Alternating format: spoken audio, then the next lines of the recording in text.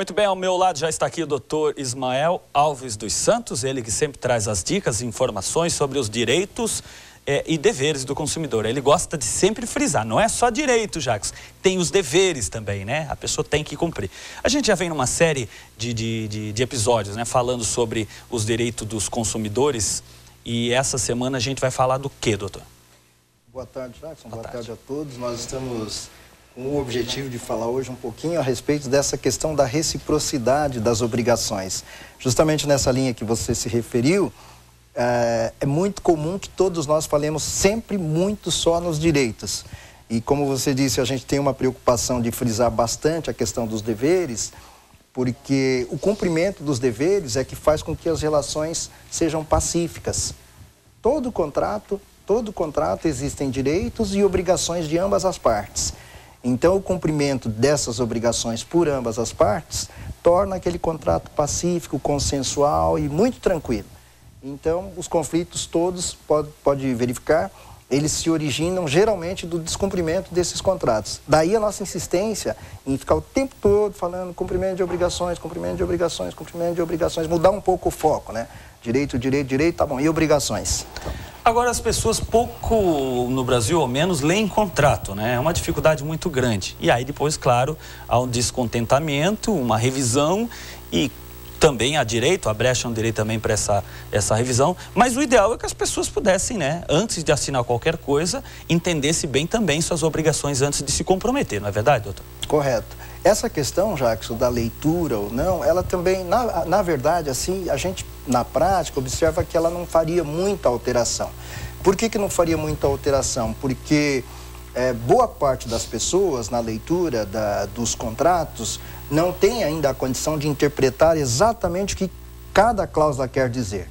Então, aí, nesse ponto, eu reconheço que a obrigação maior é daquele que elabora o contrato. Geralmente, quem elabora o contrato, no caso da relação de fornecedores e consumidores, é o fornecedor. Então, eu entendo que cumpre aí ao fornecedor do serviço ou produto proceder à leitura detalhada, minuciosa e explicativa dos termos do contrato, para que o consumidor entenda. Porque o consumidor ler ou deixar de ler, na prática, não altera muito. Inclusive, nesses contratos de adesão, que são contratos prontos, geralmente ele é obrigado a assinar. Ou ele assina ou ele não contrata. Então, ler ou deixar de ler não altera muito. O que é importante aí? Aí é uma obrigação, sim, do consumidor, do fornecedor, seja ele de produtos ou serviço. É uma leitura minuciosa, uma leitura explicativa, uma leitura cautelosa, informando claramente ao consumidor quais são os direitos e obrigações do consumidor. Inclusive, muitos contratos são questionados na justiça exatamente por falta desse cuidado do fornecedor, que ele não procede, geralmente ele não procede a essa leitura. Inclusive os bancos, você veja que nos bancos, você vai fazer um financiamento, eles te dão um calhamaço de papéis para assinar, é praticamente impossível você ler tudo aquilo. E você assina. E assina ali cláusulas que muitas vezes são leoninas, são cláusulas complicadas. Por isso que o Código de Defesa do Consumidor teve essa preocupação de possibilitar a revisão dessas cláusulas. Exatamente já por conta dessa visão. Acho que o legislador já tinha essa visão que o consumidor não faria mesmo essa leitura detalhada, ainda que ele fosse oportunizado. E, em grande parte das vezes, não é oportunizado ao consumidor essa leitura detalhada. Esse Código de Defesa do Consumidor é de que ano? 1990. Ele já cabe uma revisão, já precisa, ou ele é feito uma revisão constantemente? Olha, Jackson, as relações de consumo, assim como as relações humanas, né, elas são dinâmicas. Sempre e elas vão movimento. sendo alterando, elas vão se alterando. Então é possível que já caiba. Mas o legislador, ele foi muito inteligente em 1990 e ele criou um código que abarca a grande maioria das situações, das relações de consumo no Brasil e no mundo.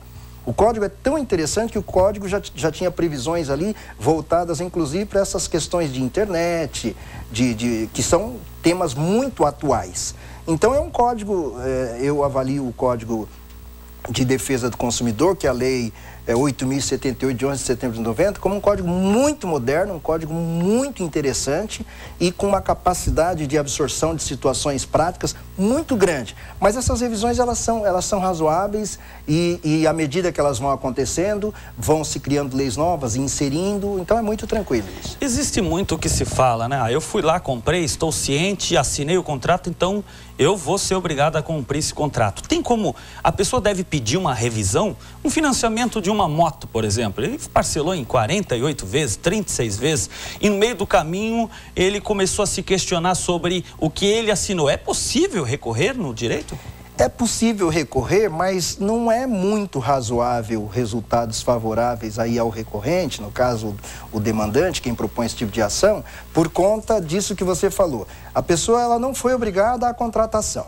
Quando é então que cabe sempre essas revisões? Quando notadamente se observa desses contratos cláusulas leoninas, cláusulas obscuras, cláusulas cujo sentido seja dúplice ou tríplice, cláusulas em que impõem a uma das partes obrigações extremamente excessivas em benefício da outra parte. Então é sempre possível questionar um contrato, desde que se prove que desse contrato constem esse tipo de cláusula. Leoninas, cláusulas que impõem excesso de benefício a uma das partes em prejuízo da outra, cláusulas muito obscuras, então é sempre possível.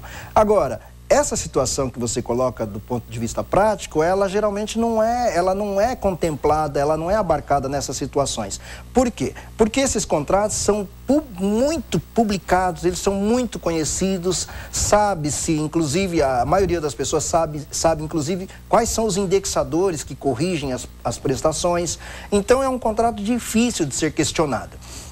Só se houver, como a gente disse aí, esse tipo de cláusula. Então, o ideal, nesses casos, é se orientar muito bem antes da contratação. E se tratar de um contrato a longo prazo, que requeira uma análise mais detalhada de um profissional, estão aí os economistas, os contadores, os advogados, né? E aí basta a pessoa procure um advogado então, consulte antes de assinar o contrato. É exatamente isso que eu ia perguntar, né? Muita gente não sabe os caminhos, os passos, né? A pessoa precisa recorrer a algo, ela tem que procurar um advogado. Se ela não tem condições, também tem órgãos públicos que ajudam, órgãos públicos, né? Tem a Defensoria Pública, tem o Ministério Público. O Brasil, inclusive, nós temos dentro da nossa própria legislação leis no sentido de que ninguém pode invocar o desconhecimento da lei para se beneficiar ou para dizer, olha, fui prejudicado por desconhecer a lei. Não pode invocar isso. Por que não pode invocar? Porque a lei é pública, ela é clara, há pessoas que podem orientar. O que é que deve ser feito? É uma mudança de mentalidade. Nos Estados Unidos tem muito disso. As pessoas lá, antes de qualquer contratação, elas consultam um advogado. Elas levam para ele analisar e aí elas decidem se contratam ou não. Aqui no Brasil a gente ainda não tem essa cultura. E finalizando, Jackson, nosso tempo pelo visto aí está indo embora, né? Finalizando, só mencionar ali o artigo 476 do Código Civil Brasileiro, Lei 10.402 de 10.406 de 2002, que trata lá no seguinte sentido: nenhum dos contraentes, pode exigir do outro o cumprimento da obrigação sem que ele, contraente, tenha implementado a sua. Ou seja, eu não posso exigir de você que você cumpra uma obrigação contratual que nós firmamos sem que eu tenha implementado a minha. Daí o tema reciprocidade das obrigações. Todo contrato é uma via de mão dupla. Eu tenho obrigações com você, você tem obrigações comigo. Para que eu exija a tua, eu devo cumprir a minha. Obrigado pela sua participação. Esse é Ismael Alves dos Santos. Procurem, esse homem entende de lei. Obrigado pela sua participação. Um abraço, boa tarde.